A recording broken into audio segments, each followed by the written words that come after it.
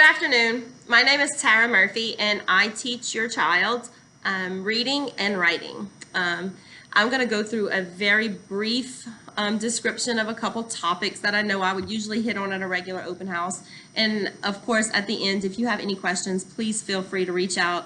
Our email is always on the top of the newsletter that is sent home on the front of the binder each week. The first big topic I'm going to talk about is homework. Homework for reading focuses on fluency, which means that the children read the same passage over and over again. It's one way to get them to read a little more fluently. The more fluent they read, the better they're able to comprehend. So again, it's not speed reading. Whenever you set a timer, just tell them you want to, and I explain it to them in class.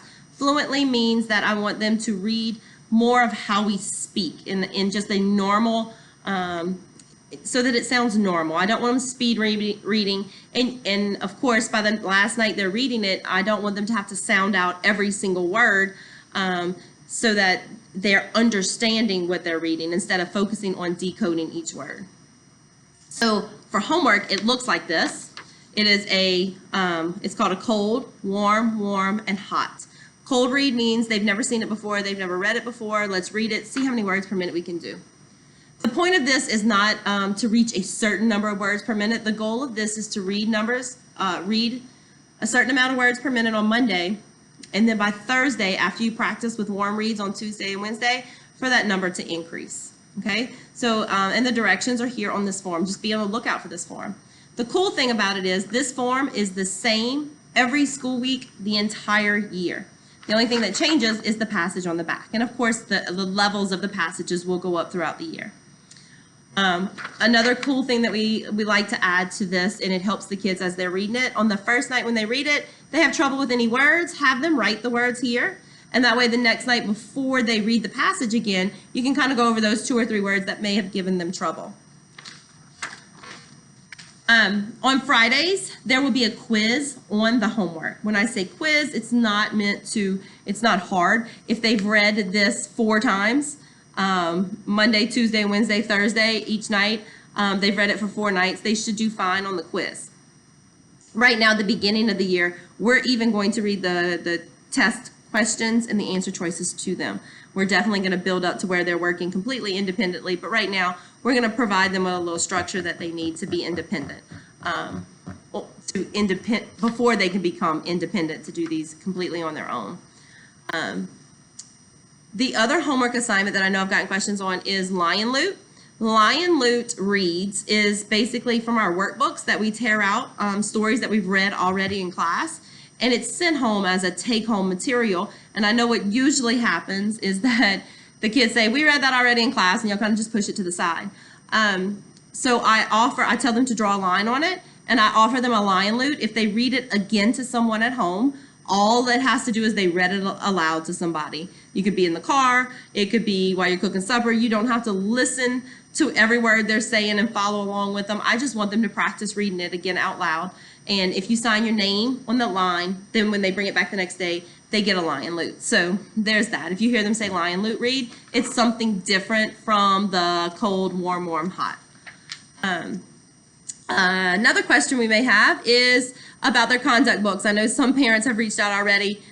With 2 classes where we switch classes in the middle of the day, it's really hard to make sure that I write down 40-something conduct grades each day. So if there's no conduct marks, if there's nothing written right there, we tell the children that they can write their own grade, because of course if we haven't asked for their conduct that day, it's an A.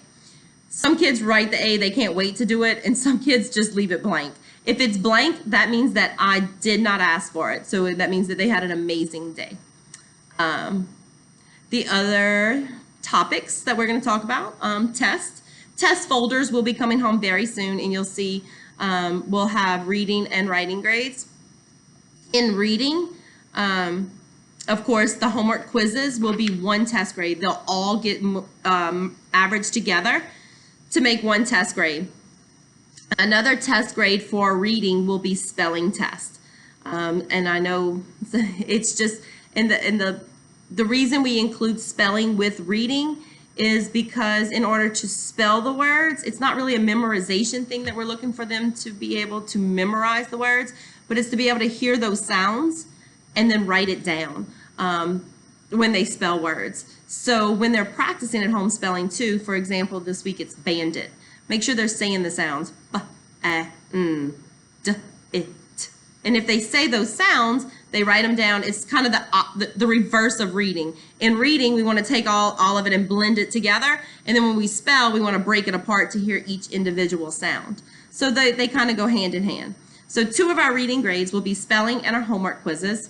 Then we'll also have this 9 weeks, and every 9 weeks we'll have some grades that are skills-based.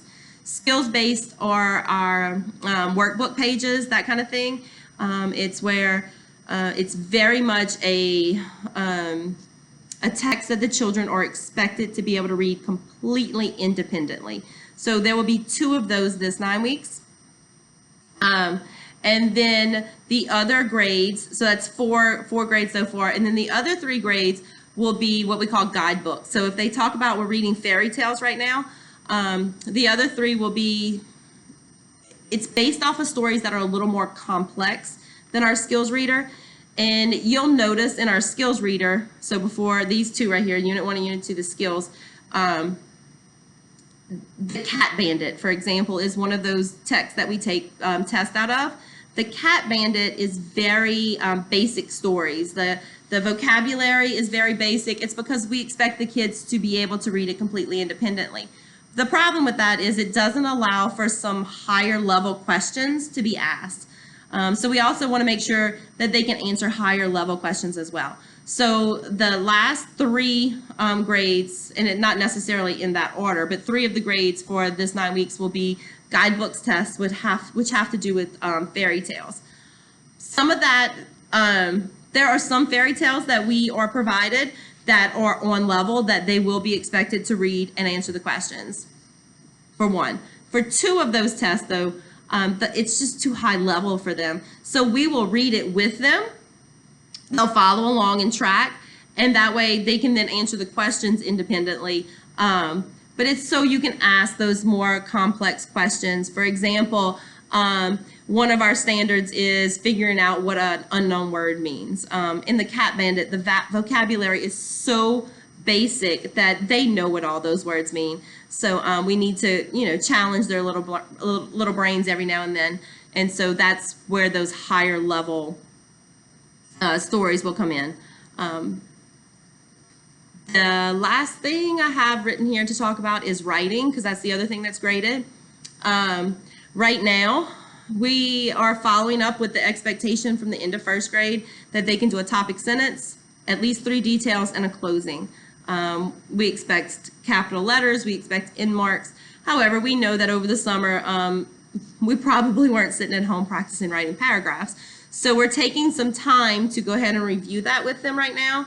That expectation for paragraph writing pretty much stays the same between now and through mid-year, right around Christmas.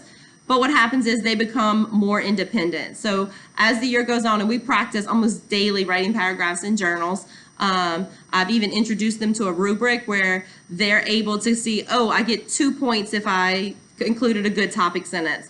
If I have a detail and a transition word, that's another 2 points. So I'm showing them exactly as I grade something how they will eventually be assessed on their writing, so they know exactly what the teacher's looking for. So hopefully by the time Christmas rolls around, they will know automatically what's expected in those writings. Those are the big things that I have to talk about.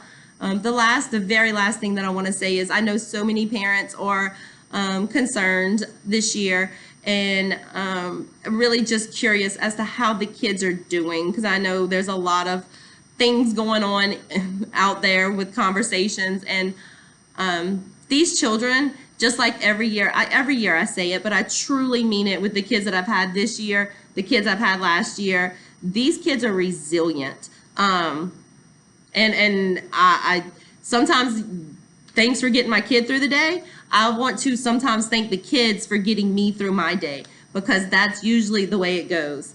They're having a great time. Of course, there's some adjustments, and they're doing that. They're making those adjustments, and I can tell you very little complaining here about any of the things that we have to do. They are awesome kids, and I want to thank you for sharing them with me this year. If you have any questions, again, tara.murphy@apsb.org. Thank you all very much. Bye.